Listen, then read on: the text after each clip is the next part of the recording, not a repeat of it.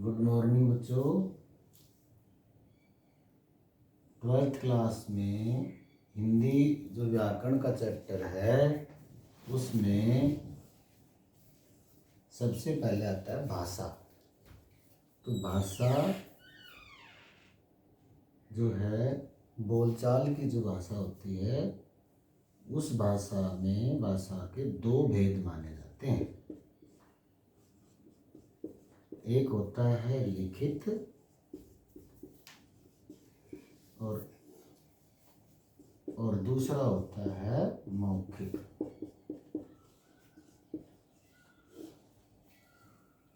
तो भाषा है क्या? किसी भी वाणी को, किसी भी भाषा को एक दूसरे के आपस में विचारों के आदान प्रदान को भाषा कहते हैं। वैसे जो भाषा है उस भाषा की जो परिभाषा है वो है कि विस्तृत क्षेत्रों में बोले जाने वाली बोली को भाषा कहते हैं। वैसे अगर सब जाया जाता है तो भाषा को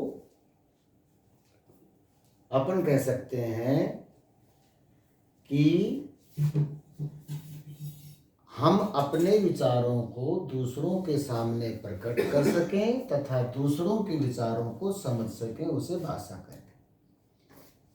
भाषा और बोली में अंतर होता है। तो भाषा जो लिखित है वो लिखकर प्रकट की जाती है, उसे लिखित भाषा कहते हैं। बोलकर प्रकट की जाती है, उसे मौखिक भाषा कहते हैं। भाषा जो है उसकी जो लिखने की पद्धति है उस लिखने की पद्धति को कहते हैं लिपि। लिपि किसी भी भाषा के लिखने के ढंग को लिपि कहते हैं। ये एक बेसिक जो बातें हैं वो आपको बताई जा रही है। वैसे आपके जो सिलेबस है उस सिलेबस में आपको आएंगे जैसे वर्ण है, शब्द है और वाक्य है। ये तीन चीजें आपको आती हैं। उसमें वर्ण विचार, शब्द विचार और वाक्य विचार। तो वर्ण विचार जैसे अपन पढ़ते हैं तो वर्ण किसे कहते हैं, इसके कितने भेद होते हैं, ये पढ़ना पड़ता है। तो वर्ण किसे कहते हैं? भाषा की सबसे छोटी इकाई है, उसे वर्ण कहते हैं। वर्ण के दो भेद होते हैं, एक स्वर और एक व्यंजन। जो स्वर है वो स्वतंत्र होता है और जो व्यंजन है वो स्वरों पर आश्रित होते हैं। हिंदी वर्णमाला में 11 स्वर होते हैं और 33 व्यंजन होते हैं। तो ये जो 11 और 33 स्वर और व्यंजन मिलकर के तो हिंदी वर्णमाला है, उसमें 11 + 33 = 44 वर्ण होते हैं। इसके अलावा संयुक्त व्यंजन होते हैं। उन संयुक्त व्यंजन में जो 2 या 2 से अधिक स्वरों या व्यंजनों से मिलकर बनते हैं वो होते हैं 4, क्ष, त्र, गे और श्र। तो ये तो थी बेसिक बातें जो आपको हिंदी व्याकरण में बताई जाती हैं। इसके अलावा आपको वर्णों के अलावा फिर आता है शब्द। तो शब्द की भी हम आपको थोड़ा बेसिक बता देते हैं। शब्द किसे कहते हैं? 2 या 2 से अधिक वर्णों के सार्थक मेल को शब्द कहते हैं।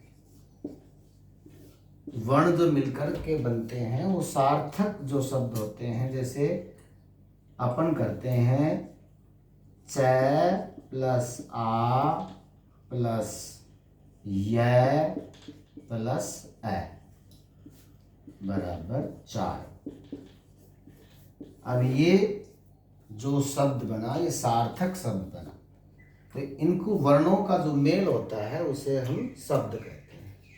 शब्द के अपनी दृष्टि से कई प्रकार के भेद होते हैं, जैसे सार्थक, अर्थ की दृष्टि से शब्द के दो भेद, सार्थक निरर्थक।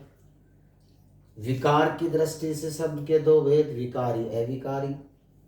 रूढ़ के आधार पर शब्द के दो तीन भेद होते हैं, रूढ़ यौगिक, रूढ़ योग रूढ़। तो उसी प्रकार शब्द के बाद अब आता है वाक्य। तो वाक्य किसे कहते हैं?